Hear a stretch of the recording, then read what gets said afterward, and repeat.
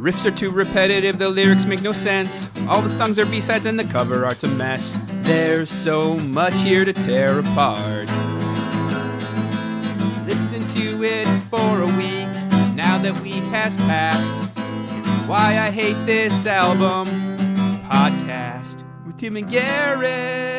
Hello and welcome to another episode of Why I Hate This Album, the show where we pick a song or an album, listen to it for an entire week straight, and come back here to tell you, the listener, whether or not and why we hate it. I am one of your hosts, Garrett Harvey. With me, as always, co-host extraordinaire Carmen Electra to my Christina Applegate, Timothy Richardson. Tim, how are you doing? Oh, Garrett, I screwed up the calendar this week. I woke up this morning completely unaware it was a Tuesday, our sacred recording day. Long story short, I'm drunk. I thought it was Monday. I thought today was Monday. I am drunk. And you were having your Monday shots before you even realized it was Tuesday. Right.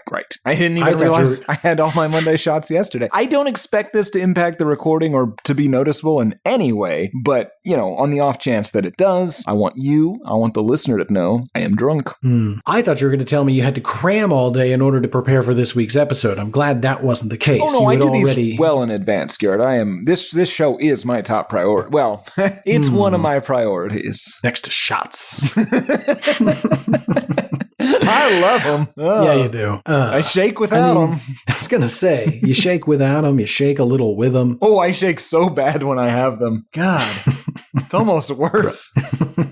Yikes. Anyway, Timmy, when you're not aggressively consuming alcohol in order to fit in, what song have you been listening to for an entire week straight? I have been listening to the Pussycat Dolls and also Buster Rhymes' Don't Ya. A lot of questionable pronunciations in there that I'm not even going to address. Tim, after an entire week with the Pussycat Dolls, the PCDs, featuring BR, do you hate this song? I don't. This song is stupid. It's insane. I think it's almost entirely marketing and almost 0% music. I might hate everyone involved with making it. However, it's kind of fun, right? This is kind of fun. And listen, the song itself, no, I don't hate it. I would not go as far as to say this shit's hot snakes. This doesn't even fuck shit. No, that's weird. Yeah. I could get behind the idea that this shits a bat or something. I don't know what I don't know what something in the middle is. Maybe it just doesn't shit. Okay, yeah, there it is. That's halfway in between shitting hot snakes and shitting a pine cone. This thing does not shit anything. This song... I really wish we hadn't coined that phrase. It's all over the internet now. At this point, it is, and it's haunting us. I don't know. I feel like I'm an albatross about our necks. Hey, Garrett, how do you feel about this song and its various shits or lack thereof? Do I hate it? No. Oh, Garrett, do we both love the Pussycat Dolls and Buster's Don't Ya? No, we don't love it. It's really stupid, and something about the format of this show has created a soft spot for dumb music with us. I can't really do the math on it. I don't get how one equals the other, but it does. I think we've come to appreciate things that are stupid and don't make our ears bleed. See 100 Gex. Still out on that. Well, I'm going to win you over. No, I don't hate it. We've actually gotten a lot of emails recently saying that we introduced people to 100 Gex and now they are 100 Gex fans. And to all of you who wrote in to say that was not our intention. A pox. I don't know if that fits, but I've been wanting to say it. A pox on you. On me? No, on them. No, on the people that have come to Geckhood. Because I am so many pox. Yeah, I don't technically know what that means. So they want a pox to fall upon the house? Yes, a small pox. Like a monkey pox? A small pox. What about a monkeypox? Well, I think this was it doesn't matter. It's back in a time when smallpox was the pox that one would wish upon somebody. Know your pox. Okay, you don't hate it, I don't hate it in a shocking turn of events, although we've got an entire show to get there, so we'll see. But before we do, I'm very curious, Tim, prior to this week, what's your exposure to these Pussycat Dolls and maybe even Buster Rhymes? Well, I love Buster Rhymes, obviously. That's something we'll get into when he gets his own episode. I'm almost certain you just called him Buster. Buster. No, I heard that mispronunciation, but it, It's not a it seemed like it was just mispronunciation. getting progressively worse. It was like, oh, Bosker rhymes. No, Garrett, I'm not that funny. I have so much Mountain Dew in my nose. I'm unhappy about that. Sorry, go ahead. Did you know that Buster Rhymes was named after wide receiver George Buster Rhymes by Chuck D of Public Enemy? I didn't know that. I His didn't real think this was name gonna... is Trevor. You know, I couldn't have imagined the name that would make me say, best to go with Busta. But Trevor's it? Yep. Anyway, so as I was saying, I'm a big fan of bustier rhymes, if you will. I was unfamiliar with the Pussycat Dolls before this week. Now, I have heard this song before. This is the kind of song you hear in the club a lot. I have danced to this a number of times. I have had dance-offs to this song a number of times. I have lost dance-offs to this song 100% of the dance-offs to this song I've had. Never put this song on intentionally. But yeah, I mean, I've heard this. We've all heard this. Who hasn't heard this? Garrett, have you heard this? Of course I've heard this. All right. Track number 4. As for my own amusement, yeah, I've of course heard this as well, Tim. Very similar history to you. However, I purposely have not done the history this week because I want to be told a story. But my vague awareness or understanding is that there was a burlesque show, ? Called the Pussycat Dolls. And then the guy who created that was like, hey, this is making some money. Shame none of you can sing. Wait a minute. What if I just franchised it and made another one, but this group sings, kinda? You want to do the That's fucking my history? understanding. Is that what you want to do? You just want to No, I'm just the saying. whole history section from me? Because I did a whole bunch of you research. asked my history. I'm telling you what I know about this band. That's it. That's the extent of my knowledge. I'm sorry. It's all I have, Garrett. That is to say, like, I think it's just some sort of weird marketing machine cash grab, just short of prostitution. Yes. And the song, honestly, when it came out, I sort of loathed, but not for the music or even the lyrics or people involved, but just what it represented as like popular music. It just cheapened the entire experience of hearing for me. Yeah, no, I mean, you can hear exactly what you said in this song, and we will get there. Right. So when it first came out, really, really loathed it and was shocked to hear it now, 10 plus years later. And it's fine. It's really silly. Yeah. I think maybe the world has become so goddamn serious that it's nice to just hear a song about a bunch of pussycat dolls and how they're seducing people or something. Yeah, they're trying to. Well, we'll get into it. We will. Yeah, we'll get there. Talk We'll about get it. there. All right. Well, that's my history. That's your history. That's a little bit of their history. Why don't you bring it home, Tim? Take us on the rest of the journey. Help us further understand who are these PCDs and how did this song come to be? Well, Garrett, the Pussycat Dolls were the brainchild of Robin Anton, a dance choreographer from LA. It's weird you didn't know any of this, who founded them as a burlesque troupe in 1990. The original members were Carla Kama and Christina Applegate, whomst you may remember as Kelly Bundy from Married with Children. And Yeah, I Married do. with Children ran from 87 to somehow 97. So she was doing this whilst on the show, which seems bizarre. The original burlesque show debuted at the Viper Room on the Sunset Strip in West Hollywood in 1995. That was, of course, owned by Johnny Depp, who allegedly murdered River Phoenix there in 93, but then saved Courtney Love's life, giving her CPR after she had a drug overdose in 95. So he's kind of a hero, kind of a villain, which is sort of his whole thing. They had a Thursday night residency at the Viper Room until 2001 or maybe 2002 when they moved to the Roxy Theater. Anywho, the gals were doing 1950s and 1960s pop standards. Well, they weren't doing the standards. The standards were playing whilst they dressed in lingerie and danced about a bit. And that went on until 2001. And it often featured Carmen Electra, who was the main Pussycat doll, for a fair amount of that run, which is weird to me. So we've got Christina Why is that? Applegate, Carmen Electra, same burlesque show, whilst they are both famous for other things and should not be doing doing this. So you're telling me Christina Applegate, whilst a television star, when that meant something, was also doing a burlesque show every Thursday? Probably not every Thursday, but some Thursdays, not no Thursdays. That tells me that this was more like the goddamn Comedy Jam, if you're familiar. I think there's like 10 people in this and they sort of rotate in and out. Okay, and it's more just like for fun. I mean, not for Robin Anton. No, not for Robin Anton. Anyway, still not a musical act. They posed for Playboy in 99, which got them some nice press. Nice press, ladies. Then they did a Maxim shoot in 2002 with Carmen Electra, Christina Applegate, as well as our girl Christina Aguilera, which really got people super interested in them. They danced on Letterman and were in the best of the modern day Charlie's Angels films, Full Throttle, and they were in a Pink music video. The singer Pink, who we also talked about on this show. We're still talking about the burlesque. Right. Yes, they're still doing the burlesque show thing. They're dancing to like the Pink Panther theme and that like Hey Big Spender song. I don't think that's what that means. What do you mean? Do you think all burlesque shows only use those two songs? No. Those are specific songs that they used. You know, sometimes I think I was about to reprimand you for going too far.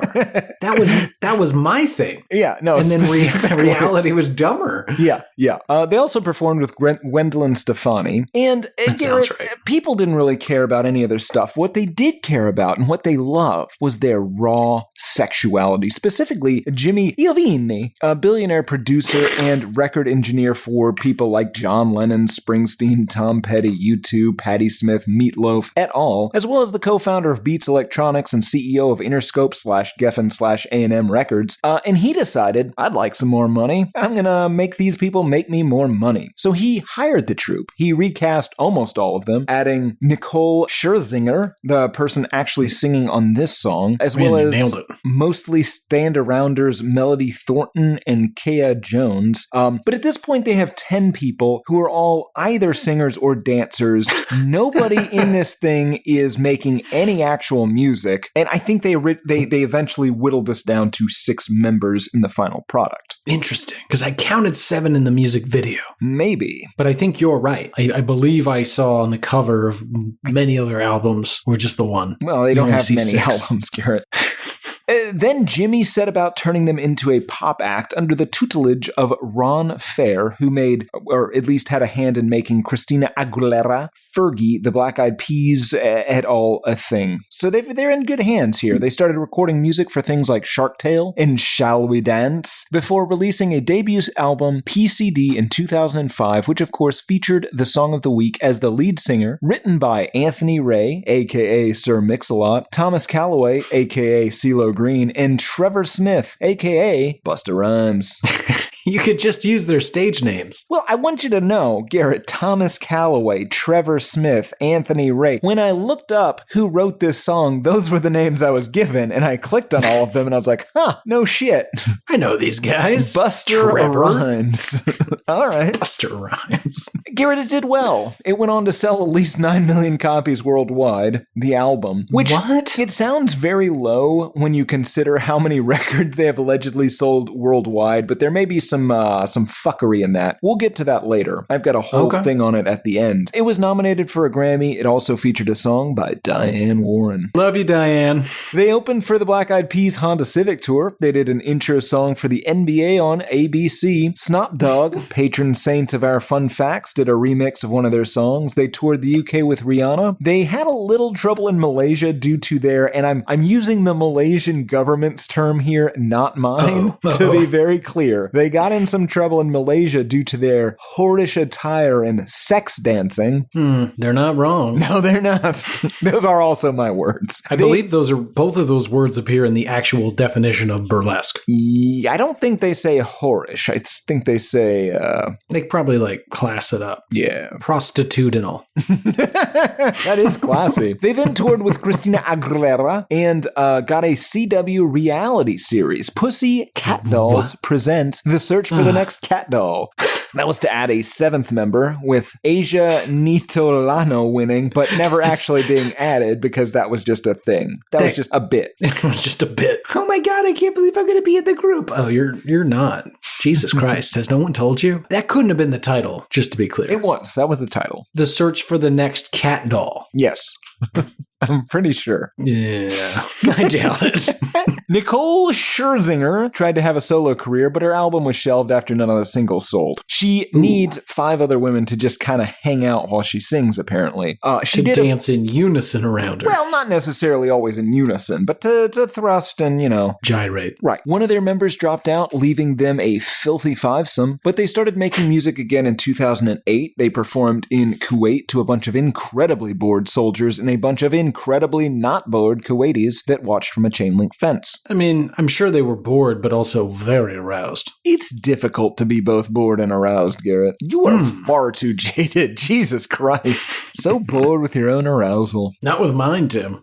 But with that of the Kuwaitis? That's right. I'm sick of hearing about it. They released Doll Domination in 2008, featuring the Robert Kelly written, produced, and performed Out of This Club. You like Robert Kelly? Is that a guy? I don't know. Oh, who's Robert Kelly? Say no. I'll go with no. Okay. Yes, that's good. Neither of us are fans of R. Kelly. Then they went on. Oh, that's who you're talking about. Jesus Christ! You gotta use their names, man. I did. I'm Not using their- everyone's no. name. Then they went on the Cat Doll Domination tour and opened for the Circus, starring Britney Spears, and another one of the members hurt her back, so they went down to a foursome. They recorded a version of a song from my personal all-time favorite Best Picture Academy Award-winning film, Slumdog Millionaire, Jai-Ho, one of my favorite songs from the film. After that tour, they went on hiatus, and everyone but Nicole Scherzinger left. They got 4 new members, but Nicole also then left. So the new people tried to continue on. They changed their name to GRL. They released an album in 2014. Then, and trigger warning here, one of them killed themselves. So they returned as a trio in 2016. Nobody cared. They're dropping like flies. Stop Jesus. being a thing. The Pussycat Dolls returned for a 2020 to 2021 tour. That was mostly canceled for obvious reasons. They did some performances on things like The X Factor, but that's pretty much it. Le Fez. Wow. And a bust of rhymes to you, Tim. Excellent history, Tim. That gets us up to date. They do seem to be some sort of moving billboard for sexy women. The band itself is a sexy woman delivery system. Or potentially a sexy billboard for moving women. Perhaps. Do you like ladies that move? I do. I prefer it. Look at that gesticulation. That brings us to general thoughts. So before we get into it, let's have a listen, just in case somebody isn't familiar or they just need a quick refresh. Open your ears, folks. Here it comes. Pussycat Dolls featuring Busta Rhymes, Don't Ya? Don't you wish your girlfriend was hot like me?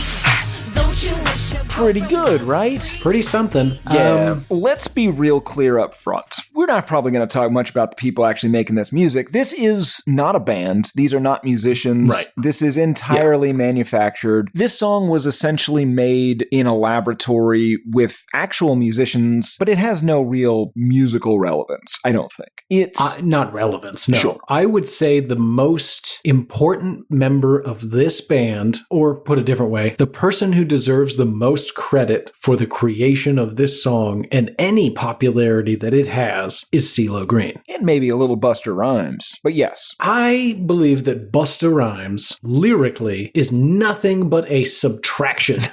Yeah, for no, me. that's fair. That's fair. But his presence, I know. You know what I'm saying? Like him being on here elevates it in my view. What does that mean? I like Busta Rhymes. I like when he's on stuff. Now, he's not good on here. He doesn't sing well. He doesn't rap well. He doesn't, his lyrical content is trash. Yes. But like, you know. What do you like about him? Busta Rhymes? Look what he's wearing. We'll get to the music video. Yeah, no, I agree. And oddly, this was not a song for the Pussycat Dolls. This was a song for and I didn't even bother to write down who, because who could care? That's true. In 2004, and then this came out a year later as sort of a cover, I guess? I don't know. Yeah, basically, CeeLo produced the entire song once with this other artist. It was released. You can go hear it. Can't remember her name. Doesn't matter. It's much more toned down somehow. Yeah. It's And like a basically- serious song. Yes, well, not it so, is. I mean, No, it's like comparatively. sultry. Yeah. But basically, like a couple years later, a year later, the studio was just like, hey, could you do this with these like white girls and make it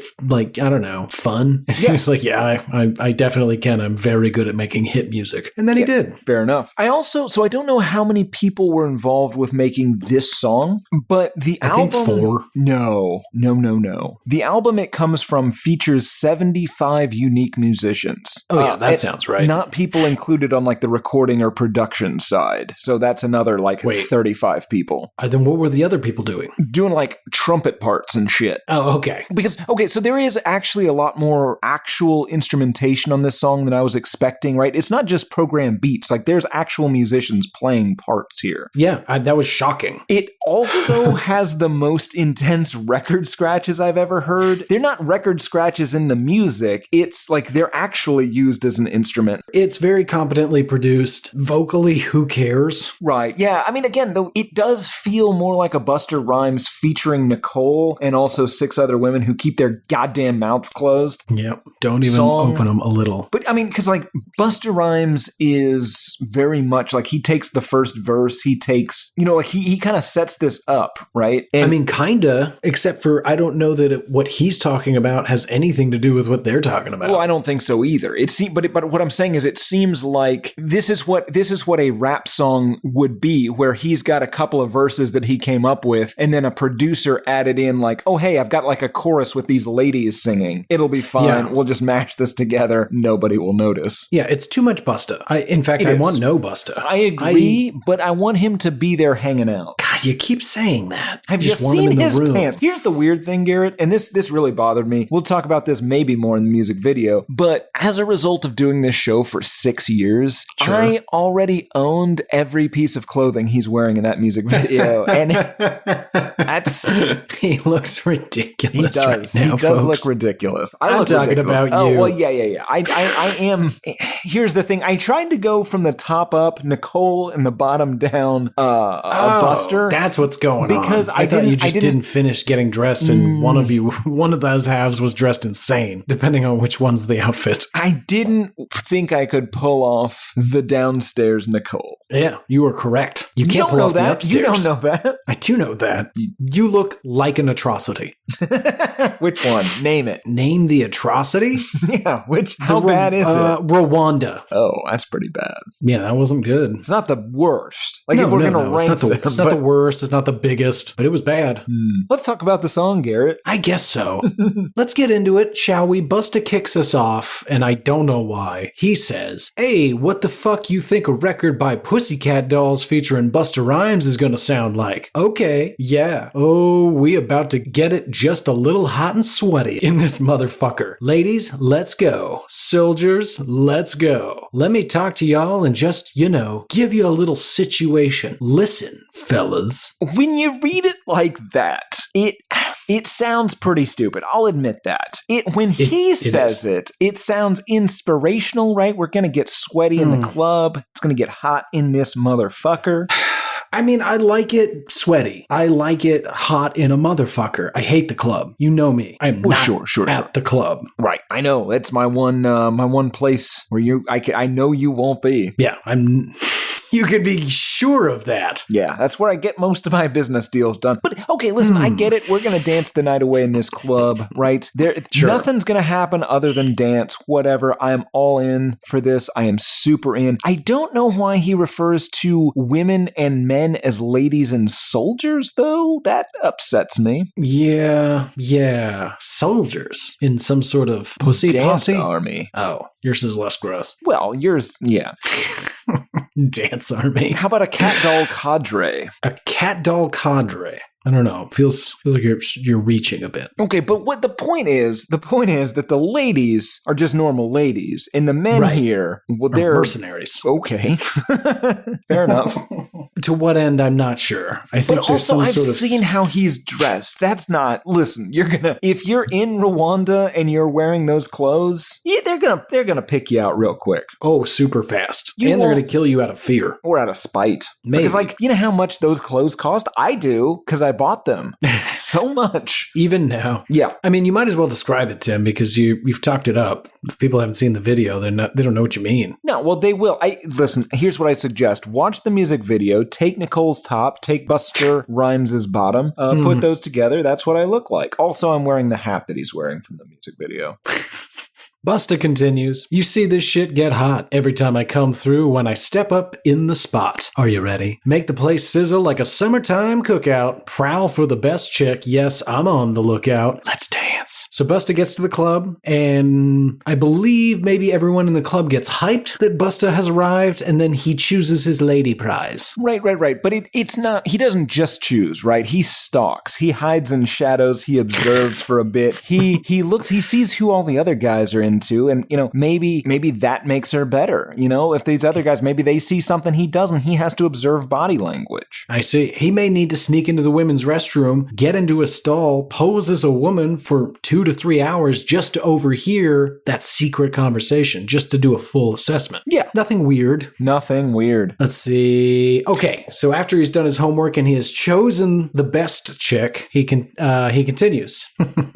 Slow banging shorty like a belly dancer with it. Smell good, pretty skin, so gangsta with it. No tricks, only diamonds under my sleeve. Give me the number, but make sure you call before you leave. This is great advice. If you ever are in the club and you get somebody's number, honestly, if you ever get somebody's number out there in the real world, I don't know if that actually happens anymore. It might be all online dating at this point. Be sure to immediately call that number, because in my experience, all numbers are fake numbers. Wait, no, that's untrue. It is. All numbers given to you are fake numbers. In my experience, yes. But here's my point. Do not leave. And most importantly, this is super important. Do not let her leave until you have verified. You want to be crystal clear that is her phone number and that you have it. And that way, because here's the thing, she can block you. Sure, you can get a new phone. She can't block every number.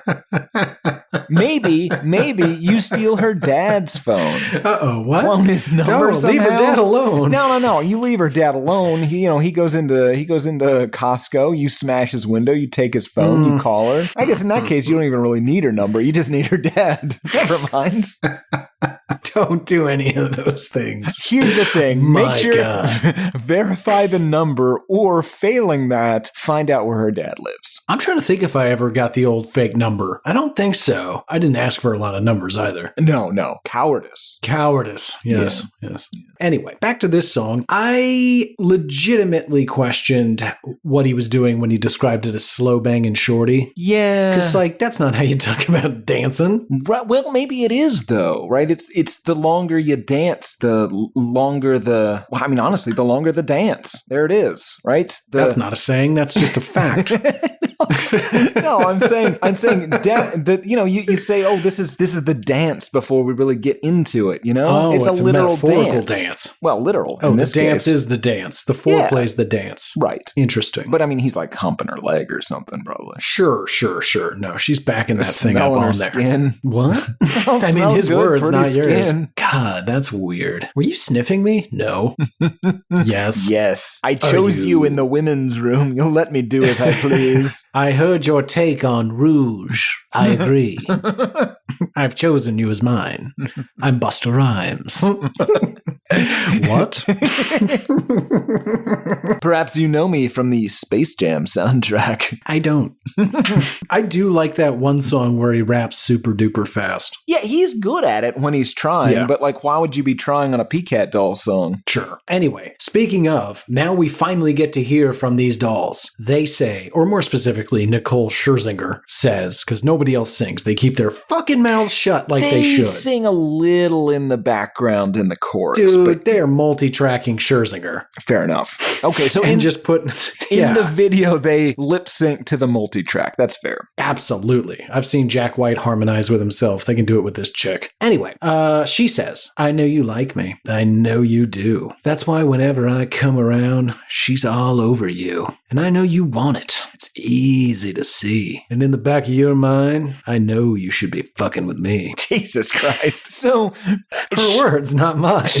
Her game is to tempt a man who should not have her in an attempt, presumably, I mean, it seems like she's doing it intentionally in front of his girlfriend to annoy her. So yeah, I've got two situations for you. First scenario, this dude and his girlfriend go to get frozen yogurt one night, and the chick who checks them out and helps, get the yogurt or whatever the fuck is like kind of flirty. And he's like, oh, that's unusual. So they go back. Same thing. And now he doesn't admit it, but he keeps suggesting froyo, basically so he can go back and flirt with this woman. And it's making his girlfriend uncomfortable, but she doesn't want to admit she's jealous. And so she says yes. And so basically she's kind of getting cucked out for this dude just to get a small boost to his self-esteem. Right.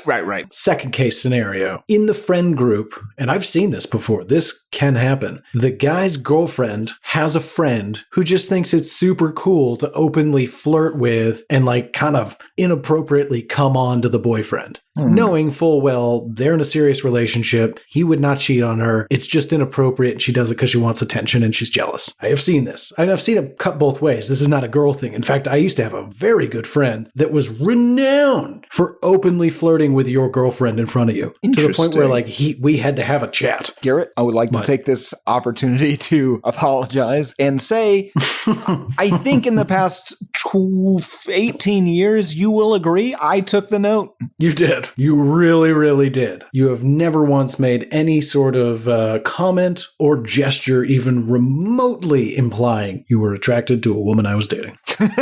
No, I really swung a different way with it after the slap. Slightly over-indexed.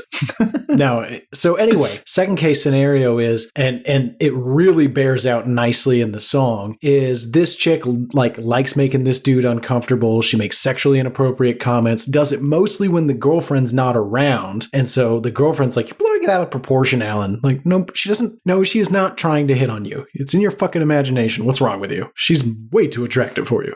But in reality, she's torturing him. Right. And she doesn't want him. She just wants... Well, spoiler alert. Let's keep going. No, I'm just saying in this scenario, this is the sort of person that's just, she just wants to see if she can ruin somebody's relationship. Yeah, exactly. And get a little attention herself and feel pretty. Right. Okay. Yeah. Song continues. Oh, with the chorus. Don't you wish your girlfriend was hot like me?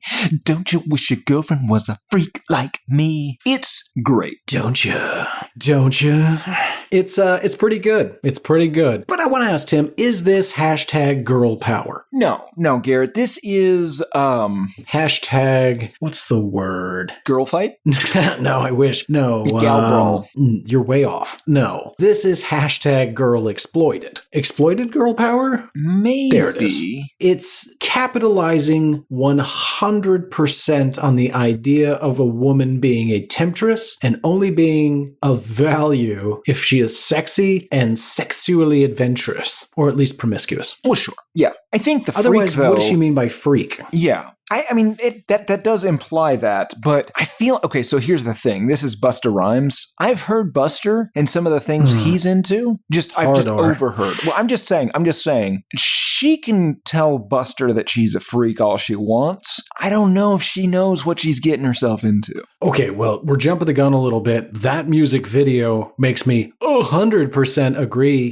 There are moments in there where Busta's doing, they were said to make it sexy, and Busta's like, all right, I'm going to look at her like somebody that I'm about to have sex with. And there are definitely moments where I swear you see her eyes like flash over to the camera and just be like, way to go, Cutter, what's up? I'm safe, right? I'm safe. Yeah. Like, I think he means to have sex with me. Which, to you, Busta, way to take the note. This is not a criticism. You are a consummate professional. Yeah, great actor. No doubt about it. Great actor. Conversely, this girl was in a very uncomfortable situation. Yeah, because of how good his acting is. I was just going to say, for the generally exploitative nature of all this. And listen, I'm not some PC cuck. No, I'm just saying, not. No. Well, okay. I'm just saying, if you look at the lyrics and the whole structure of the thing, like, it really is just like, check out these sexy ladies. They're almost naked, but not quite. But you which is really kind of adorable. Right? Like, they do get that way. Like, I bet, you know? Yeah. Yeah. And in fact, they actually have like extra clothes on because they're all dressed like assholes. Yeah. They got like extra fringe on over their jean shorts with like, it's just like, what are we doing, guys? Anyway, we'll talk about their decor in a bit. Back to the song. Chorus continues. Don't you wish your girlfriend was raw like me? Okay, well, carry on. Sorry. Don't you wish your girlfriend was fun like me? Don't ya? Don't ya? Does she say raw or wrong? I clocked it as raw. See, that's what I read, and I kept hearing it as wrong, but I don't really understand what either means. Like, when I hear raw, this is what I wrote down. I'm picturing somebody who's like, it's a girl who's like a big fan of Jackass and likes to fart in your face. oh God, Like, come on. No, like she's cool, Tim. She's cool. She's raw. But then what's the fun mean? Why do you have to say that? That would be That's fun. the Jackass part. Like, Okay, neither then are what good. is the raw I don't want part? you to be raw, and I don't think it's fun. You please be a lady. I mean, be who you want to be. I don't mind, but don't do those things to me. Yeah. Be who you want to be. You should be yourself. However, if you're gonna fart in faces, please don't do it around us. Yeah, I think that's inclusive, Listen, right? We have, I think, probably 38 interns living in approximately 1,100 square feet here. We have all the Don't farts we fart can in deal people's- with. All right. Yeah, this place is. I don't dare light a match for Yes. fear that this whole place will go up. Well, you shouldn't, because we also have a gas leak from the stove. Our pilot light has been out for weeks. That's weirdly good news. I thought that was all farts. That's why I have on top of the stove the I've got the open window and the fan that's blowing toward the open window sitting on top of the stove. That's because of the gas leak. I stopped asking at this point. I didn't even want to know, but that's good to know there's You an should- actual reason. For future reference, and I know this is maybe not in my best interest, but if there's a stove related thing that you have a question about, I would go ahead and ask, because I good will advice. be honest, I'm worried. I don't Well, know you're a if man this- of action. Yes, but I don't know if I can act quickly enough if that thing goes up. It is It's a lot of gas. And it's a lot of gas, and it's moving Yeah. quickly toward that window. I'm afraid there's just going to be some sort of blowtorch action. It's going to be cool. No one's saying it's not going to be cool. Now, here's the thing, because I was concerned that this raw business was some sort of dig at us, because as a result of this show, we have both become quite badly singed. Sure. I don't know. Well, I don't know if mine was due to the show. Well, it was during the run of the show. We discussed it on. The point is, we've both been singed. Maybe they're making fun of us. I don't know. Beverly, write in. Do you discuss how raw you are when the treasure is within sight of you, or whatever it is that you're doing? Oh, right. She likes to. I'm a treasure chest holding my partner's treasure. You, Beverly. Raw treasure, I would say. Raw. It's fucking raw. Beverly, we apologize. Write in though. Yeah, hold your treasure. Yeah, it's really weird. Yeah, to me, raw is like that really old definition of like, we're X Games, we're extreme. Okay, But, so you're basically dating like Andrew Dice Clay. And in which case, no, I do not wish my girlfriend was raw like you. That guy sucks. Janet, I really wish you would stop farting in my face when you walk by. It's fucking disgusting. Oh, look at you. You're gonna cry all day. Hickory dickory dock, my boyfriend. We'll probably bleep the word boyfriend. We'll bleep all of it. Anyway, let's keep going, Tim. Nicole says, fight the feeling. Leave it alone. Because if it ain't love, it just ain't enough to leave a happy home. And this is why I start to think that this is the friend who is constantly making inappropriate comments towards the boyfriend. I think he finally got sick of it, maybe got a little tipsy, grabbed her maybe in the pool house during the luau in the neighborhood, and tried to give her a little kisseroo. And she's like, whoa, what the fuck are you doing? And he's like, what do you mean? You've done nothing but grab my dick and make inappropriate comments for the last 18 months. I'm acting on it. She's like, yeah. So, I mean, look, if you're not ready to leave your girlfriend and break up this whole thing, like, don't even bother. She's scrambling, Tim. She did not expect this to happen. Right, she's a coward. She's yeah, we'll go with that. Song continues. Let's keep it friendly. You have to play fair. I don't know what that means. See, I don't care, but I know she ain't gonna want to share. So are I you see. imagining Buster Rhymes and all of this? Like, No. okay, well, I think we should. So yeah, this girl's like, hey, Buster, we could like go bang. We could go bang when your girlfriend's not paying attention. He's like, no, man. But yeah, like you're saying, after about 18 months, he's just like, fine, let's go bang. And she's like, oh, shit. Song continues. We have the chorus again, which of course we won't read. And then we hear from our good old buddy, Busta Rhymes. Tim, why don't you do some Busta Rhyming? Okay, I see how it's going. Seems like Shorty want a little menage pop off or something. So he immediately is like, okay, so based on what you've said, you don't want me to have sex with you alone. I think I see what's happening. You are trying to entice both of us. Let me get my lady D-Nice in here and see if we can turn it into a little bit of a threesome. Yes. Interesting. I didn't even clock that. Yeah. He's horribly misinterpreted this whole thing. My honest reaction, what my notes say is, wait a minute, where did he come from? Is he the narrator? Is this like an Our-Town situation? Are we just like, is he omniscient? This is like our town, yes. He's like everything dims behind him and he's just like, I see how it's going down. Seems like Shorty want a little menage pop off or something. Let's see what happens next. What? Right. Yeah, because he's super into it. She's saying, looking at me like she really want to do it, trying to push it on me till my balls black and bluish. You want to play with a player, girl, then play on. Strip out of the Chanel and leave the lingerie on. Watch me. I'm gonna watch you at the same time after dark. Looking at you, want to break my back. You're the very reason why I keep a pack of the Magnum. So and with the wagon, hit you in the back of the Magnum. That's important. Oh, sure. I'll explain why in a minute. So yeah, back up to the top. There's a lot there. First of all, clearly they're going to bang. Great. Watch me and I'm going to watch you at the same time. What are they doing? After dark. Does he demand constant eye contact during intercourse? And if so, listeners write in, is that what we're supposed to be doing? Because I don't think I'd care for that from my partner. Yeah, you seem like more the kind of guy that's going to shield your eyes the whole time. Shameful, my eyes. Acts. It's not like eating that bird under a napkin.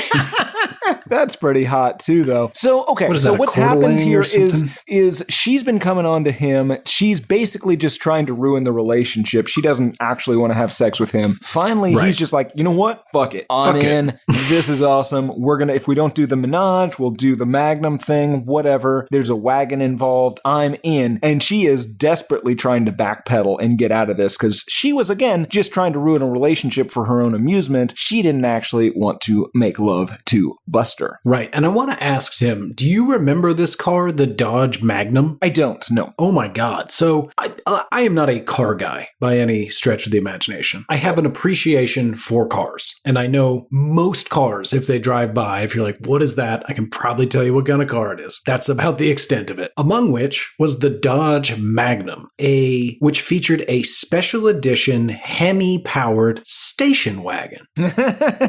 And Tim, I shit you not when I say I saw them constantly murdered out, all flat black, huge rims, Hemi engine, station wagon. Well, it's a place where you can hit a lady in the back, you know?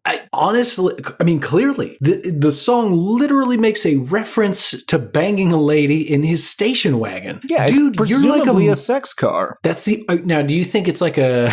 I mean, it wasn't marketed like that, but it's sort of a dog whistle, you know? Sure. Well, I'm curious because this is Busta, right? This is not some Tom, Dick, or Harry off the street. He's purchased a $36,000 station wagon. Oh, excuse me, it's the Hemi, so $44,000 station wagon. Gotta stand to reason he's got some cash. Do you think he visited his buddy Exhibit and had him pimp that ride? That is, do you think he'd sex-wagoned it out? Absolutely. But this is the thing. So obviously Dodge can't have a commercial that's like, hey, if you buy this car... all new fuck wagon. Exactly. Like they can't do that. So what they do is they pay certain artists to sing about how they bang in it to make it cool. So they get the word out that that's what it's for without having to say it themselves. And in fact, they could even be like, hey, don't do that. This is not a sex car. But it is a sex car. That's how they designed it. Interesting. Okay. Like the free newspapers that have a bunch of prostitutes in them and they're like, no, we don't make all our money off of prostitutes running ads in here. But they do. Not at all. It would be as if you were a prostitute, but you couldn't advertise, and so you had somebody sing a song about how you were a prostitute. This man over here Sells his body, I'm talking about his rear, to anyone with $50. If it's a slow day, he'll negotiate. I was picturing more of a Busta Rhymes situation. You went more terrible, weird crooning, but... Is he talking about you? No, officer. Seems like he's talking a lot about you. That guy talking to the policeman. I'll bet he's gonna fuck him. That is for money. A little bit of a Star Wars theme at the end there. Okay. Anyway, don't sue I'm looking Disney. at pictures of this Dodge Magnum, and that is for sex. Isn't it stupid, though? I mean, if you think sex in the back of a car is stupid, then yeah. Which I do. I mean, it's better than that song we listened to that was about sex in a Honda Civic. Don't recall that one. We had a number of email follow-ups about it. What is wrong with you?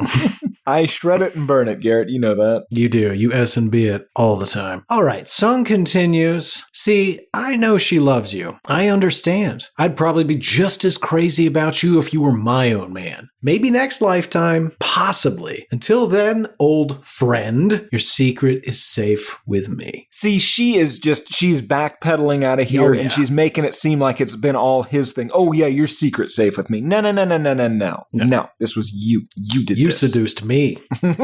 Oh, it's like the hit film Disclosure.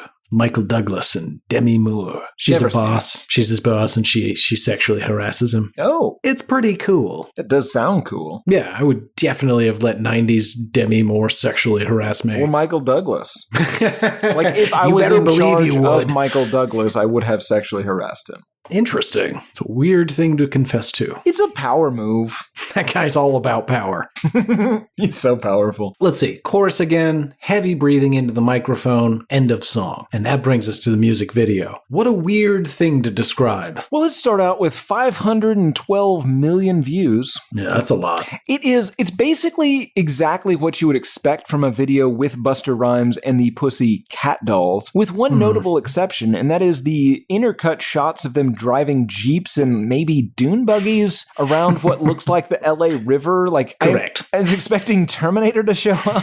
That doesn't happen. Or Danny Zuko. All things filmed there. Yes, everything. Yeah, you could have had a little Gone in 60 Seconds, that classic Nicolas Cage film. God, now I'm picturing Nicolas Cage in the backseat of Grease Lightning. Danny Zuko's driving, but in the passenger seat is a full skinless Terminator. I'm super in for that. I can't believe we're chasing Sandy. Kill all humans. I got her a bunny. This is the greatest movie I've ever heard of. Please, someone make it. Absolutely. Speaking of actors, I'm 38% sure that Nicole Scherzinger is a Maya Rudolph character. Like, looks and mannerisms, it's kind of all there. That's alarming. Would you hate to hear that? You remind me of, I don't know, like a Martin Short character. Oh, I'm going to go home and just kill myself. Oh. Yikes. Okay, song opens. As Tim said, we're cutting between three settings as Busta and the dolls sing and dance. One is just a room with a couch and a billboard of lights and a payphone. Okay. The second is a blue room dedicated to dancing at the camera. And the third is the one Tim's describing, the LA River, which if anyone's not familiar, we just named several movies that involve it. It's a concrete basin that occasionally has less than a quarter inch of water in it. Right. It's in basically any movie where you have a car chase. It's in that. Yeah, more or less. Let's see here. They all basically intersperse between those three settings for a bit, but when we get to the chorus, we jump to a new setting, which I think is like a small access road under an LA freeway at like 4 a.m., maybe 5 because the sun is out. And this is where I began laughing aggressively because I don't know what I was expecting, but I wasn't expecting it to turn into a girl-boy band. Yeah, this is a girl-boy band. Right. And what you need to picture, listeners, is somewhere between 5 and 7. They were moving about quite quickly. Women dancing like in sync, all together in their little moves. And maybe it was just me, maybe it was the mood I was in, but looking at their faces and their outfits and their little dances, I felt like some of them were already dead inside. Oh, yeah. Yeah. Some of these, like, they had been hired, like, they had applied as singers. And they got hired as singers, and then they got here, and they were like, no. No. Oh, see, you're a singer asterisk. You see that little asterisk? Well, you have to turn to page 47 of your contract. And you see that little asterisk has a note. And it says a singer with this asterisk is actually just a backup dancer. Not a singer. You forget. You're a non-speaking extra for union purposes. Yeah. Oh, God. It's like, I don't know.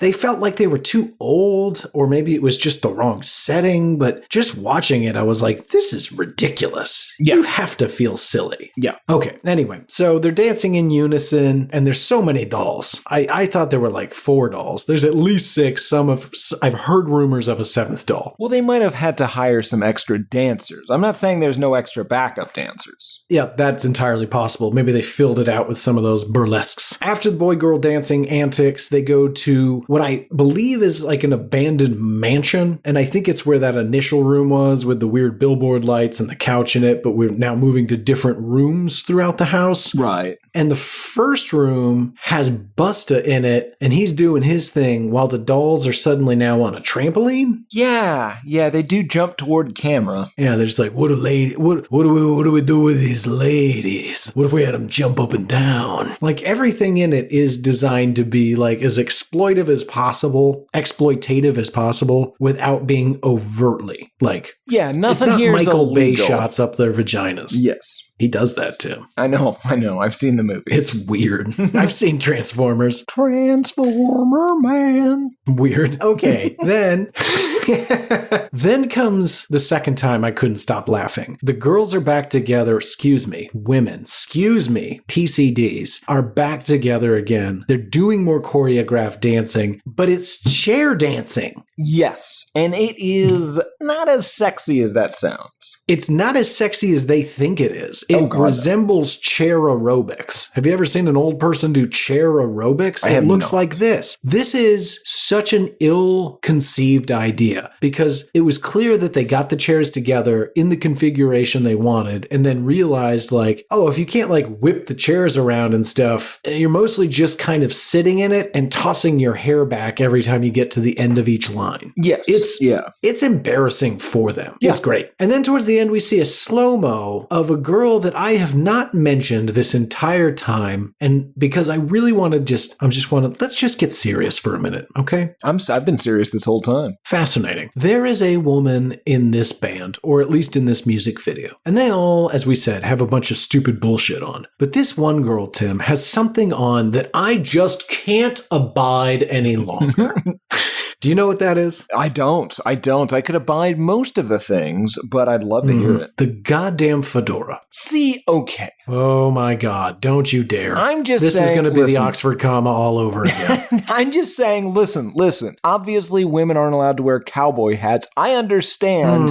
I understand that they have the need, the desire to wear a cowboy hat, but they can't because of union rules. And I mean, I'll be honest, some outdated rules. But the point is, they got to wear something, and that's the closest they can get legally. Fascinating addition to this conversation. I'm going to assume what you're saying is insane and wrong, but even if it's right, even if for some weird reason legally women are not allowed to wear cowboy hats, which if that is the case, I've seen many breaking the law. Oh, Texas is just lousy with scofflaws.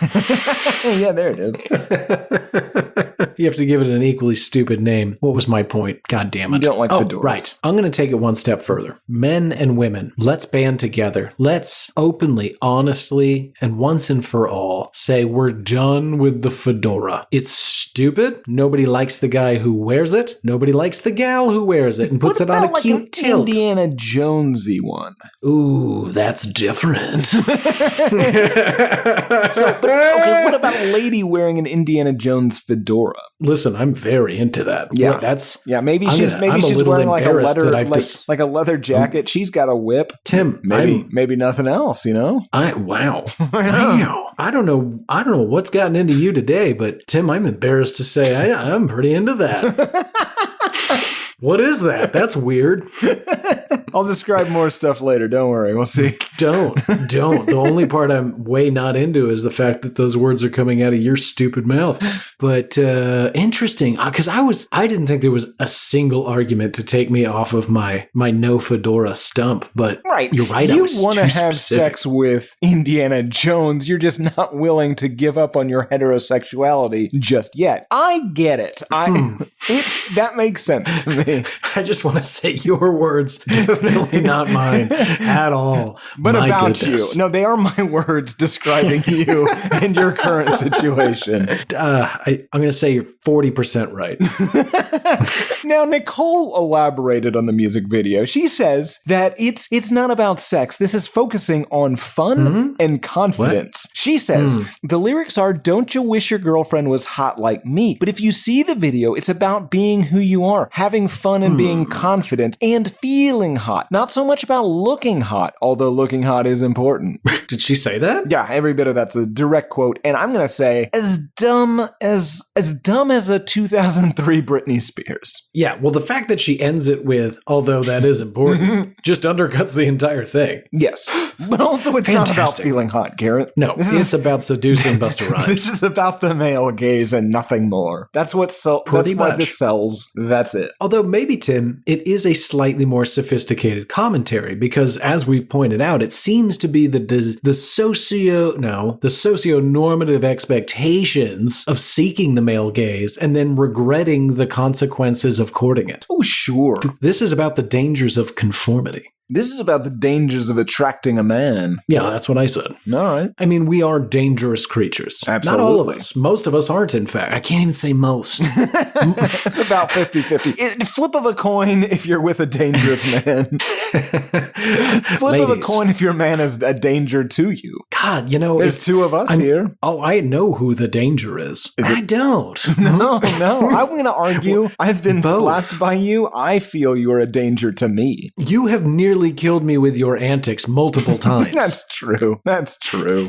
Like, that's just facts. Twice today, I've had to tell you that just facts. I mean, there's about to be some sort of horrible, gigantic blowtorch in our kitchen based on me not wanting to admit that a pilot light had gone out. They fix it for free. We have a landlord. It doesn't matter.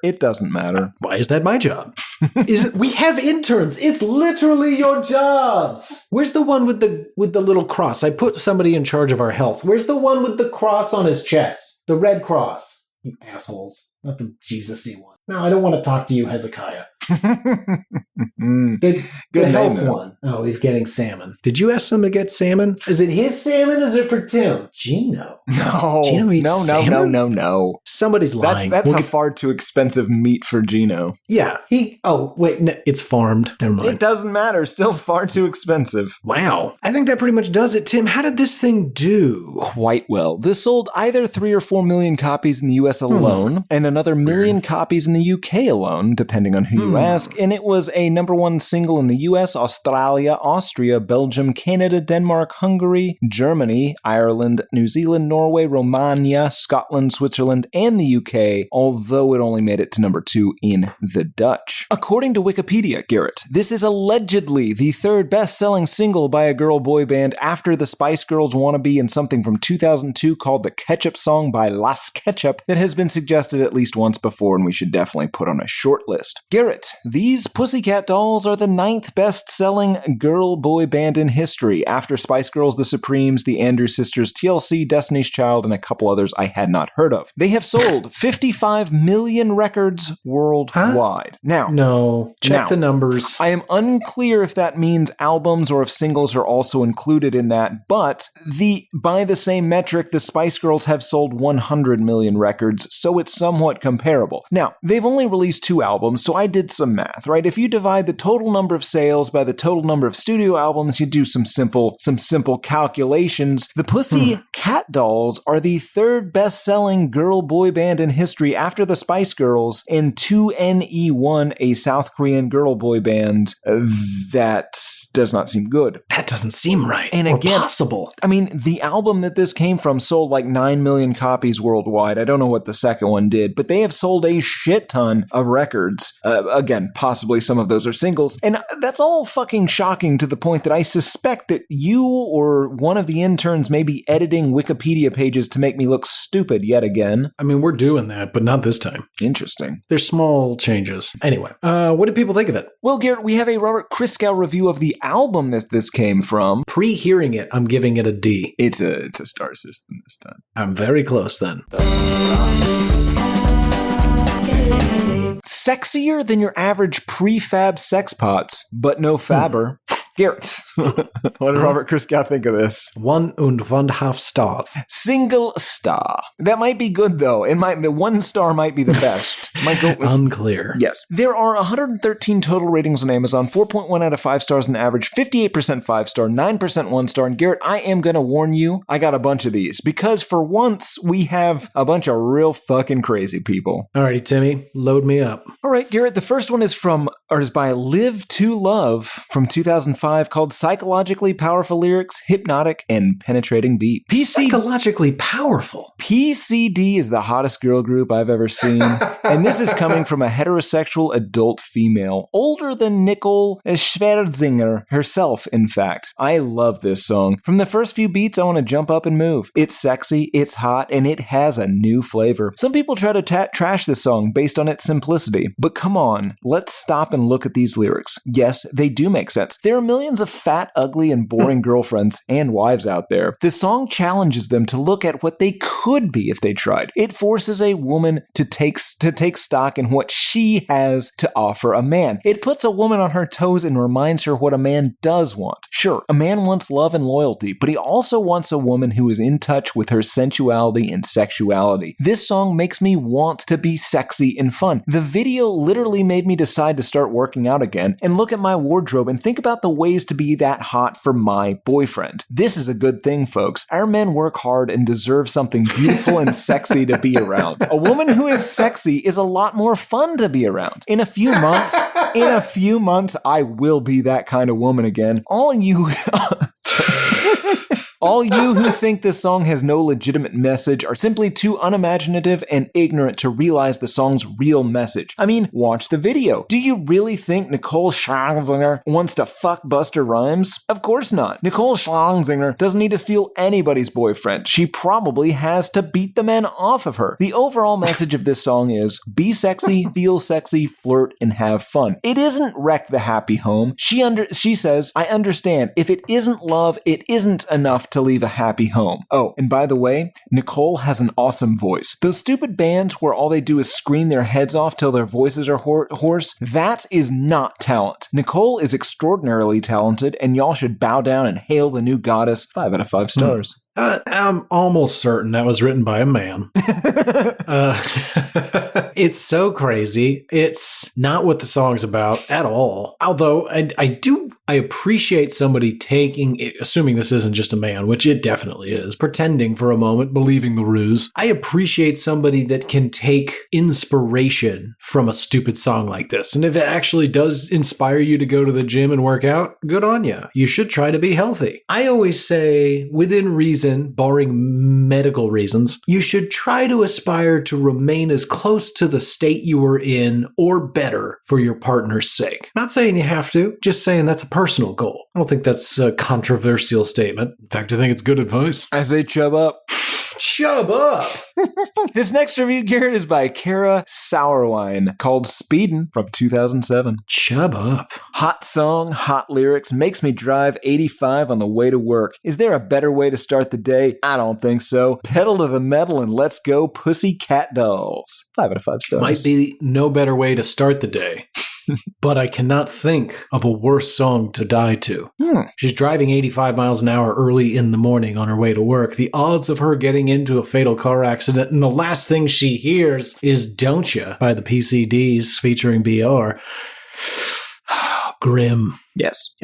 Tammy's ex, y'all must have been reading my mind from 2005. First of all, would like to correct something. In the Rate This Song part of your website, I accidentally clicked the box that said I have the CD. Correction. And I'm very sorry to say I do not have this CD, but I'm on the verge of getting a really great job on October 1st, 2005, and the first paycheck will be going toward that song, Don't Ya? Because before me and my girlfriend broke up, she was exactly like that song y'all were singing. You know the one that says, don't you wish your girlfriend liked to have fun like me? Well, I sure do. And it looks as if me and my girlfriend ain't ever gonna have fun like y'all. Guess what? We broke up. She was just 36-year-old and a shut-in. I'm serious. She worked in one of those fast food restaurants. I believe it was Burger King here in Memphis, Tennessee, out on Poplar Ave and so I'm not going to read the address. If you happen to go in there one day, give her a big hello from the man by the name of Woody Pilgrim. This might be a fake review. I don't think so. It's too weird. It's too weird and specific. Although Woody Pilgrim doesn't seem like a name. And tell her she needs to get out more and have some fun with her ex-boyfriend, Woody Pilgrim. And also try to do after you get a divorce from your husband, because she is really a kind, sweet girl. See, me and her had a kind of big argument between her big ego and my mouth. Think we were both made for each other. Seriously. Wish you could try to be fence menders about this girl, because if I can't get her back by the end of this month, I'm going to say the hell with her. Sorry, use the H word, but that's the way I feel about her. I've tried to be as nice as I could with her, and then she goes off one of these days and says, I can't come back in a restaurant no more, because I got excited one day about something and said something that I deeply regretted, and now I can't get her to forgive me. Well, that's all I'm going to bore you with for now. Probably went way over your limit. Yours truly, Woody Pilgrim, 5 out of 5 stars. Love the signature at the end. Did you clock the story about that time they were eating wings at Hooters? And he said, you know, if you weren't around, I'd fuck the shit out of that waitress. And she was like, I don't want you here anymore. Yes. Fucking fantastic. Woody Pilgrim, write in, heypodmail@gmail.com. You are our generation's Hemingway. Joe Tiger. Oh. Hemingway. Were you going to say Tiger King? Yes. No. But it came out Joe Tiger.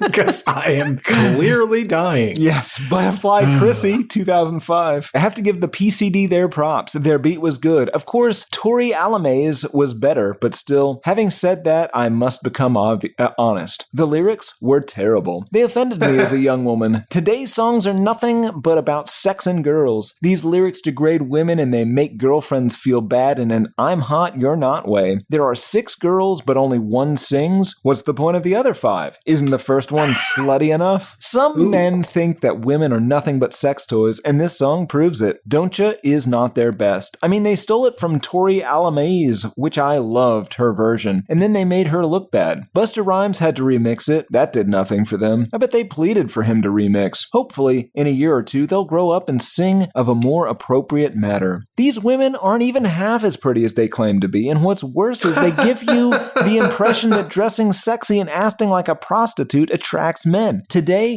women that does work. Are confused. Everyone is beautiful in their own way. Damn. Butterfly, 2 out of 5 stars. Fascinating. That was dense. I should have interrupted you more. I mean, she's both very right and like so naively wrong.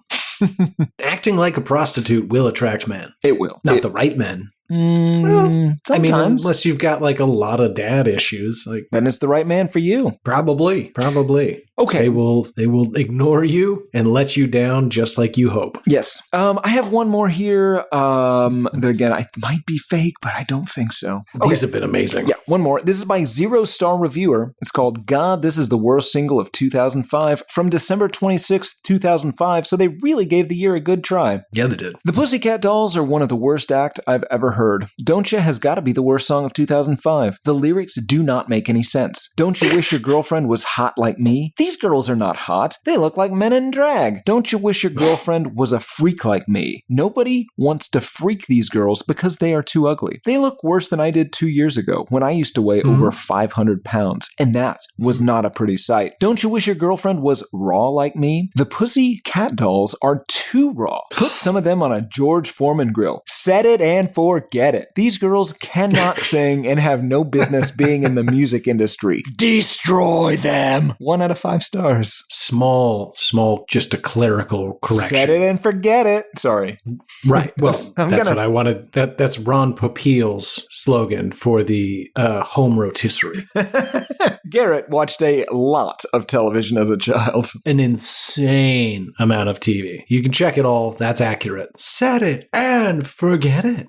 But that's not how she's saying it. She's saying, set it and forget it, which might be my new catchphrase. Oh, no. Great stuff, Tim. I think that brings us all the way to who is this for? Well, it's for girls who have a little bit of confidence but want to improve themselves, but not if you fall below that threshold, you just become insanely bitter. Yeah, and alienated by the song rather than encouraged. Exactly.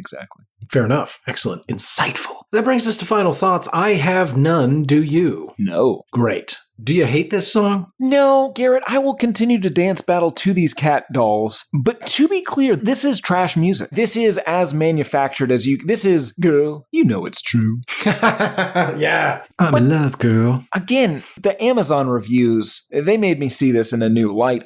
This is a lot of things to a lot of people, Garrett. This mattered to some people, and those people are very sad, but... Yeah, and crazy, and verbose.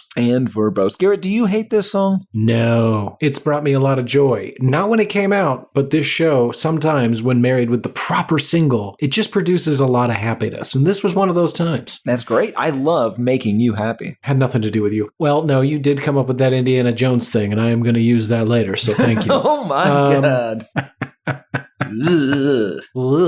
Accurate. No, I don't hate it. I really want to encourage folks to stop wearing fedoras. They're not fun. You look stupid. And for men, we know it's because you're hiding your balding pate. And for women, we know it's because you're hiding a lack of personality. We can see under your hats. That being said, if you're a lady wearing an Indiana Jones hat and not much else, Garrett's super into it. Feel free to harass him at a club, shouting, "Don't you wish your girlfriend dressed like Indiana Jones for you, like me?" Yes, feel free to do that. You know why? Because I won't be there. Alrighty, Tim, we must move on. At his work even. Nope. Leave me the fuck alone. We are way behind schedule. Oh, yes. That brings us to listener mail. Do you want to go first, or do you want me to? I definitely want to go first, Garrett. Okay. Mine is from Liam. It's called Hello, Penelope and Penelope. Don't get the reference. Me either. On the recent Mariah Carey episode, you put out a request for religious perspective. As the pod's newly self-appointed official religious consultant and practicing Catholic, I will oblige. I like that gumption. Most of the Christians I know do not regularly doubt God's existence. I forgot about that conversation. We truly shred it and burn it, Liam. We do not remember this. For most of us, we have considered and wrestled with the question in the past and resolved it, hence why we're Christian. That isn't to say that nobody does, it's just not that uncommon. That being said, it's unfortunately very true that the vast majority of Christians are not very well versed in apologetics or how to respond to the most basic atheistic arguments. This is why you'll often hear terrible points made about how you only need to have faith or how science is anti-religious. It isn't. That's a topic for the future. I don't know if it isn't, but it's not antithetical. Certain aspects of religion can coexist with science. Dogma cannot. Love the show minus the frequent mischaracterizations of all things Christian. Keep up the quote-unquote good, quote-unquote work. Seems a little insulting there. P.S. It's quite a bit of work. I will not quibble on the good point. Fair enough, yeah. I take no issue with the evaluation of our quality, but I will say we're trying very hard. Yes, this is the best we can do. P.S. I know you've done DC Talk, but I think some early solo career Toby Mac would be a good fit. P.P.S. Also a noticeable lack of classic indie albums. Hit up some Wilco, Belle and Sebastian, Joanna Newsom, Car Seat Headrest, Fiona Apple, The Mountain Goats, etc. Why don't you? Are you scared? Scared of having to work for a living? No, we don't do it because I like those bands. PPPS. The email address fuck you. is a golf reference, nothing untoward. I won't read the email address. Seemed a little untoward. P4S. I think I'm supposed to include a dark secret. Here's two. I genuinely kind of like some of 100 Gex music, and then he lists a bunch of nonsense characters and says that that's a banger. Number 2. My cat once spilled a full glass of water on my quite expensive work computer. I never told them, responded to Teams messages on my phone, and pretended to work the rest of the day while keeping it upside down on a fan to dry it out. Left it turned off all weekend, and it worked fine Monday morning. They still don't know, and it's a miracle if it works at all still. Always listening, Limes. I bet you have a darker secret than that. A really dark secret. Something. His name is Limes? Liam. But I believe this is his pet name for us, or for us to use to him. I'm not into it, Liam. Limes, I'm there for you. Also, John Roach wrote in to let us know that you are correct. Balloons will kill us. A friend of a friend died in a hot air balloon 10 years ago. Pretty sure one crashed in Letchworth not that long ago, and we should do Cowboy by Boys Don't Cry for a Prepisode. We won't be disappointed. John Roach snuck in a second email. Garrett, do you have listener mail? I have so much. He is right. I am right. Your ballooning will be the end of you. It's the most reckless thing you do, and that should mean a lot. Here's the thing. I think that it could be, but I don't think it will be. It will. Garrett, you know what I'm up to? What if somebody replaces the gas with a different gas? That's fair. What if, Garrett, I'm hanging out doing weird stuff in the park all night. That could easily be the end of me. I am saying, with that in mind, your ballooning is irresponsible. Okay. I just don't trust them. At least wear the parachute I got you for Christmas. I always am. Oh. Oh, well, all right. I am going to push you off something tall. Absolutely, you will. Knowing that now. Okay, but ask first. I will let you push me, but please ask. Ooh, I feel like I'm not going to really get the juice I need if I get consent at least on that shove. Always get consent before you shove a good friend. That's the official policy of the show. That is our official policy. We're totally professionals. Yeah. You will, if this helps, I don't know if it will. Just the split second before it happens, you will see it in my eyes. Okay. And so if I see that look in your eyes, I should shout, I'm not wearing a parachute, don't push. If you're not. Right. Of course I wouldn't listen, Garrett, I will be 100% honest because I do not want to be the boy who cries wolf and gets pushed off something 4 or 5 times from now when you get fed up with my lies. Sure. So I will not lie about that. Garrett, do you have an email? I'll punch you in the tummy. Oh my God. I'm just saying, I want to set expectations. Okay, my email is from someone calling themselves Liquid Snake, which is hilarious. And the title is Most Deranged, which is all I read of it. Okay. So we'll see what the rest of this says. Is it Most Deranged with a question mark, or is it? Yes. Okay. Liquid Snake writes, Dear Garrett and Timbo, I can't believe you would read that fallacious email. Fallacious? The one I just read? No, probably not. That doesn't make sense. Fallacious? Yes.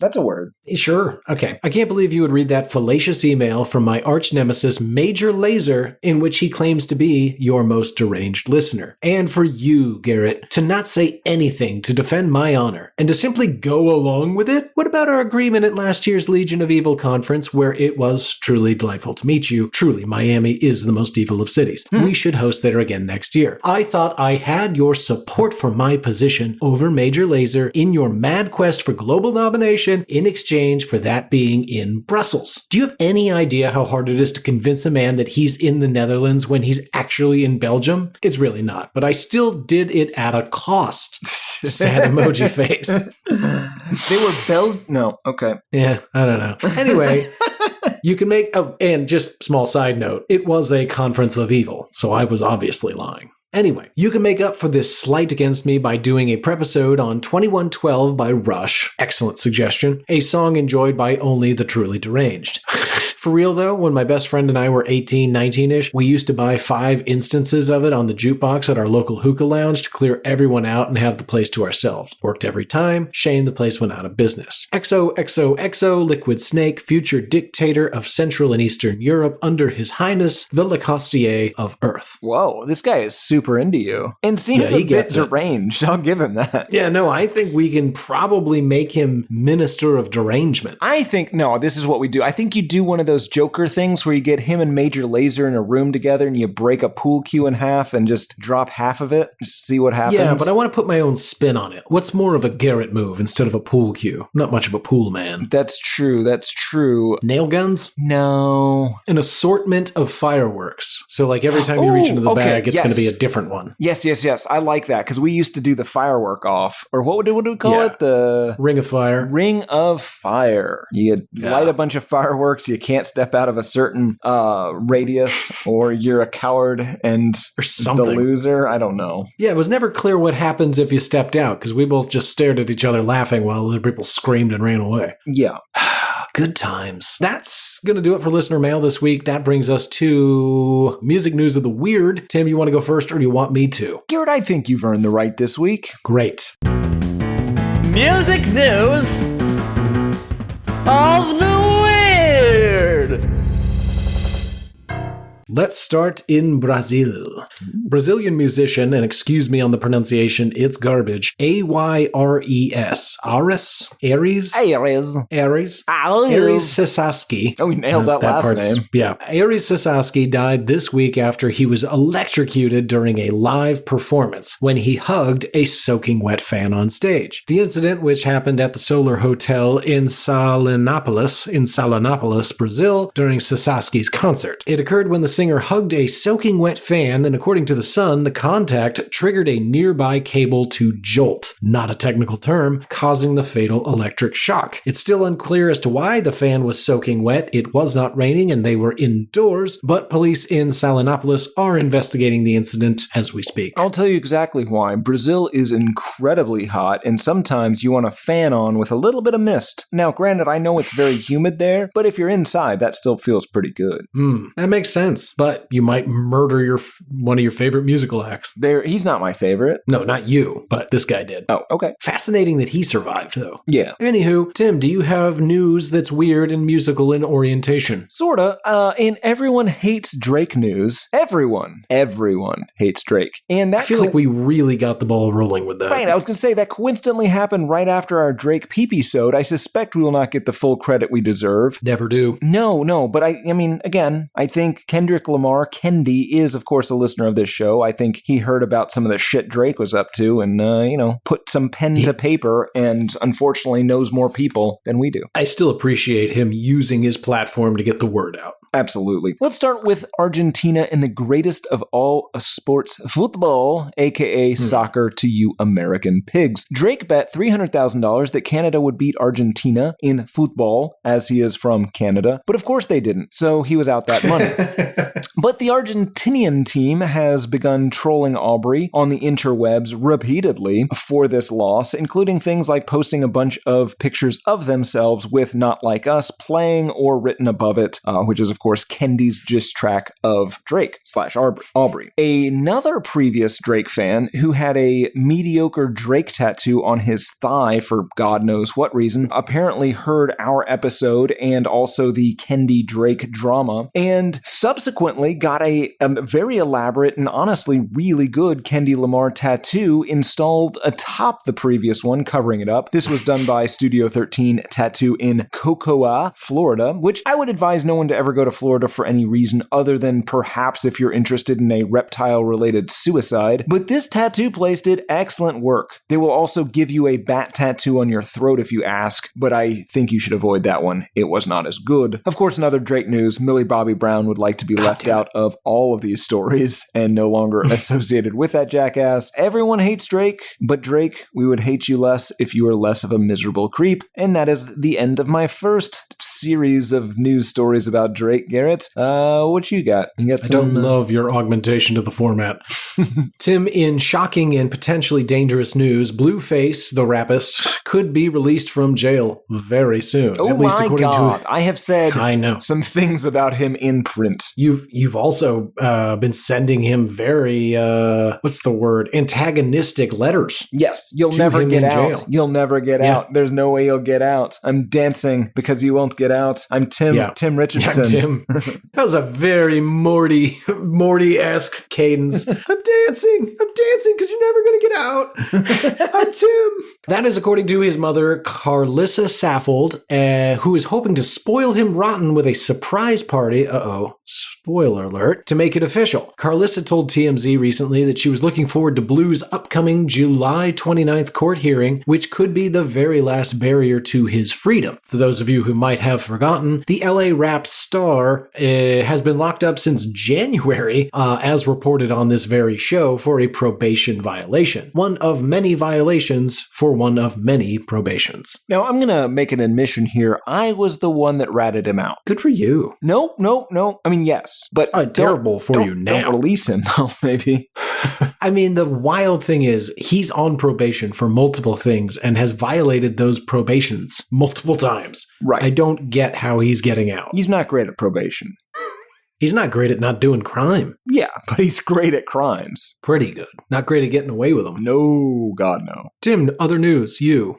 Do you live in the Big Apple and have you ever wanted to drink with Tiger Woods and Justin Timberlake news? J-Tim and T-Woo are opening a golf-themed sports bar right here in New York City, Garrett. It will be called the T-Squared Social Club, obviously because of the two T's, and will somehow be 22,000 square feet, an entire goddamn city block on 42nd Street that fills me with a sense of rage I can barely contain. That is enough space to fit approximately 20 of our studio and living room sleeping quarter areas.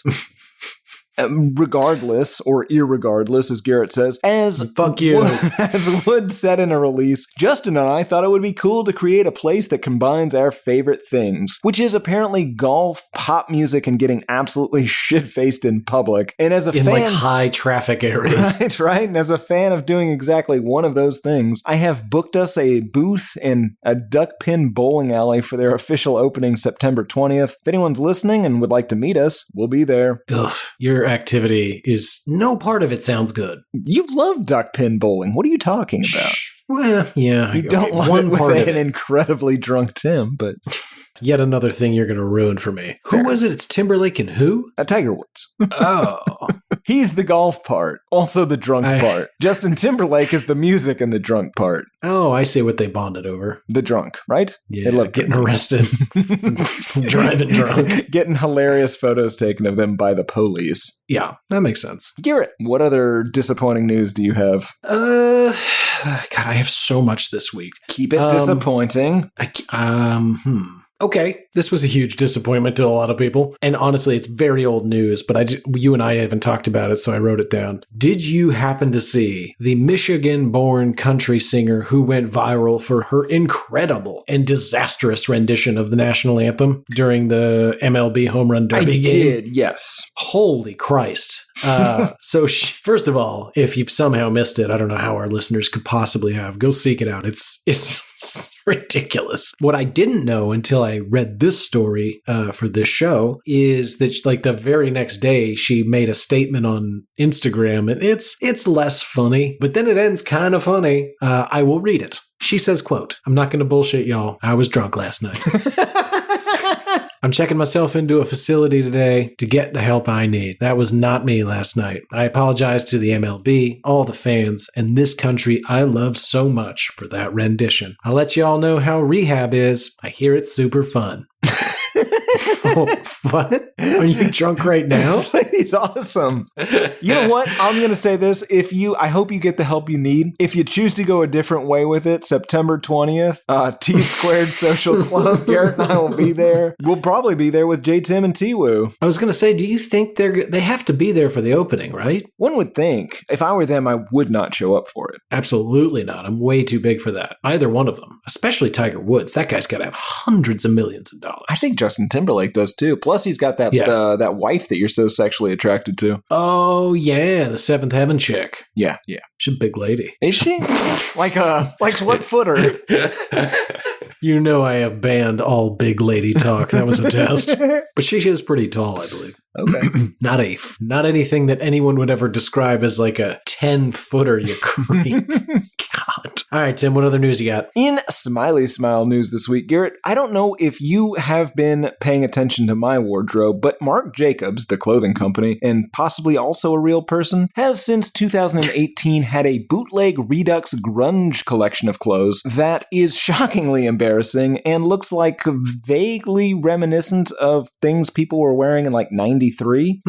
Well, it seems like their logo looks suspiciously like that Nirvana smiley face with the X's over its eyes, except this one had an M and a J instead of the X's. And apparently this has been undergoing litigation since the first clothing item, a sweater with the smiley face logo in heaven in the exact same font as the Nirvana logo, like particularly the one that's on the box set. Right. With when Dave and Chris sued MJ. Then MJ countersued, saying they didn't draw it. They have no way of proving that Kurt designed it. And then their former art director, Robert Fisher, got wind of this, and he sued, claiming that he had designed it, and the band had been stealing money for him and profiting off it for 30 years, which is probably close to the truth. Yeah. But all three have finally settled out of court for an undisclosed sum, going in undisclosed directions, probably to the satisfaction of nobody. But I bring this up because, honestly, do yourself a favor, Google this Marc Jacobs collection of grunge clothing. I mean, you've seen it. This is more for the listener because you've seen, the plaid I've been wearing recently. It looks semi-similar sometimes. It feels like the exact opposite of what anyone would have worn in the mid or early 90s. Like it's just like you look at it and you're just just off. That's not right. Something here. Like it's almost like Uncanny Valley, but for clothing, where you look at it and you're like, no, like it's somebody that's pretending. Like you can just tell it's like when you see like the Temu ads for like actual products and you're like, no, you can see like that this is much thinner than what you're claiming. PlayStation. Yeah, a Sorny. I love it. A Sorny. What about you? Any more news for you? Yeah, let's see here. We should probably hit on this just so people don't keep keep DMing us this. Jack White released a surprise album, kind of. Yeah. He did so in a very Jack White sort of way by having the staff at all of his Third Man Records physical record shops slip a copy, in vinyl of course, into every order. The record sleeve carried no information about its contents, simply reading no name on the label. Allegedly, according to Rolling Stone, when they reached out to White's publicist, he said, quote, "I'm as surprised as everyone else. He told me nothing about this." Third Man Records later included an image of the record on their Instagram with the phrase "Rip It" appearing over the top of the image, apparently encouraging people to spread the new free album, I guess, over the interwebs. Tim and I have both heard it, and we give it, I don't know, B+. At least one thumb up, probably two. What about like a pointer finger up and a thumb? How about if we gave it a grade that includes emojis, stars, and letter grades? So 3 stars, a tiny gun with a B percentage sign. Sure. And also a pair of scissors that means there are some choice cuts on there. Oh, and a tiny bomb because, I don't know. Because we're mysterious. Yeah, because it's an anything else for explosive you? record. Oh, okay. That's almost too much reason. Tim, other news for you? I mean, the only other thing I think we should address is some tragic news this week, Garrett. Oh. For you see, Bob Newhart has died. And I love Bob Newhart. Now, why is that music news? I guess it's technically not, but he did win Album of the Year at the 3rd ever Grammy Awards in 1961, beating out renowned suckers Harry Belafonte, Nat King Cole, and Frank Sinatra, so that's kind of music-y. He also won Best New Artist that year.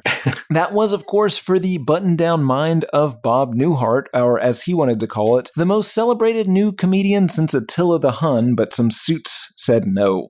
So again, not really music news, but I think that Mr. Newhart is a pretty big influence on this show, on our comedy, and unfortunately on my vocal delivery. He has touched this show. He will be missed. So get out there, put some Bob in your eyes and ears, and maybe your nose a little bit. He was 94. Yeah, it's a good run. Yeah. He looked like a corpse for the last 25 years of his life. Like, legit Crypt Keeper. It was terrifying, but he was so funny. We saw him in 2008, I think, in Fort Worth. Oh, yeah. And he was definitely excellent. saw him. Yeah, he was very good. God, I forgot we saw Newhart. Yeah, great man. Great comedian. I wasn't crippled afterwards, so it didn't stick out in my mind. Oh, no, that was a different one.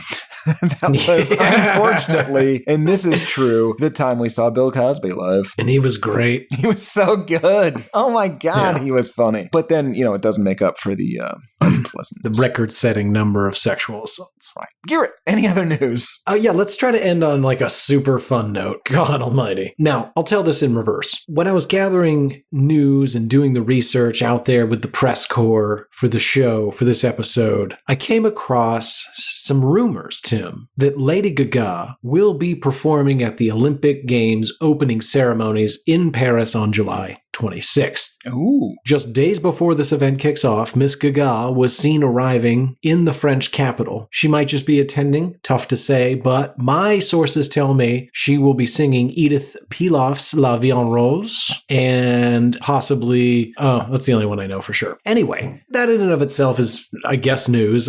We are breaking it for the world. I would like to hear her play Champs-Élysées. Okay. The reason I wanted to bring it up today is that I happened to notice when I was looking at various YouTube comments to find something funny for the news segment, or email segment, because sometimes we do comments instead. I found more than one that said Lady Gaga Olympic, hashtag Gaga Olympics 2024. Oh. Like a not zero amount. Okay. And I was like, wait, what's going on here? But I didn't think much of it at the time. But now here we are like 4, 6, 8 months later, and I think that the grassroots of this show may very well have put Miss Gaga on that stage. Well, that's great to hear. I love influencing our culture in this way. Yeah, we'll never get the credit, of course, but Right, same thing as it's the in Drake there. thing. Absolutely. We tried. We freed Britney, Tim. That's true. I mean, no one has taken our second advice to re-imprison Britney, but Yeah, I just don't think I think one, people are just tired of Britney, and two, it just doesn't sound as good. no, it doesn't. But it's possibly more necessary. It's certainly for her own good. Jesus Christ. I stopped gathering news on her because it's getting worse Yeah. quick. Anyway, I think that's going to do it for us. And so this is the part of the show where we're going to announce what album we will be talking about the next time we get together, which might be another 2 weeks, folks. I think Tim's going somewhere to do something. I'm going to what album- Wales. Wait a minute. I don't believe you. Tim, what album will we be listening to for an entire week to 2 weeks straight? We will be listening to Luke Combs's This One's For You. I think his first one, his debut album. If that's This One's For You, then that's what we will be listening to. If it isn't, it's not. No, but it will be the first one he released. Yes, So- we'll definitely do his studio debut. Yes, Fantastic. I know nothing about this person me either. at all. It could be great. Me either. I've been calling him Luke McCombs. For his famous UT, University of Texas School of Business, Yes, despite being like 5 to 8 years younger than you. shut up. Anyway, that's going to do it for us this week. As always, please rate, review, subscribe, follow, like, whatever your platform allows you to do to let them know that this is a thing you like in your ears. Barring that, we also want to hear from you. hatepodmail@gmail.com. Reach out. You can also go to hatepod.com, click on Contact Us in the upper left-hand corner. That gives you a little form you can fill out there if that's your bag. You can also just reach out to us on Instagram. That's HatePod. Twitter's album HatePod. I'm G Harvey. Tweets on Twitter if you want to just talk to me. It doesn't have to be about music. It can be movies. You could try to talk to me about comic books, though I've never read one. But I know a lot about them because a lot of the people I like that. Anywho, the point is, reach out. We're on all the things. We got Discord servers. We got subreddits. Still remain staunchly opposed to Pandora Premium. When they're ready to come back to the negotiation table with a serious offer, we'll be ready to listen. But until then, for this week, for possibly next week, and at least for the rest of this episode, I have been one of your hosts, Garrett Harvey. I have been the other, Timothy P. Richardson, and the statute of limitations is officially up. Garrett P. Harvey's father, Frederick P. Harvey, was and continues to be D.B. Cooper. I can't rule it out, though the math is iffy.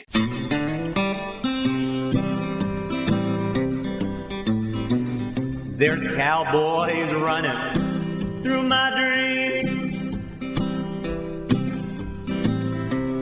Nothing's quite the way it seems.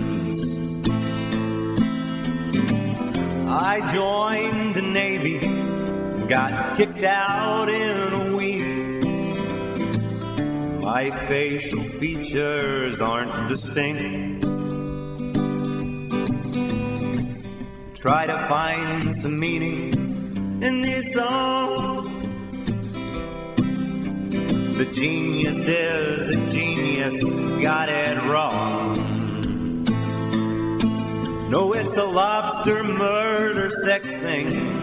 It's the bleaching of the rear. A full assault on both your ears. The riffs are too repetitive. The lyrics make no sense. All the songs are B-sides. The cover art's a mess. Listen to it for a week.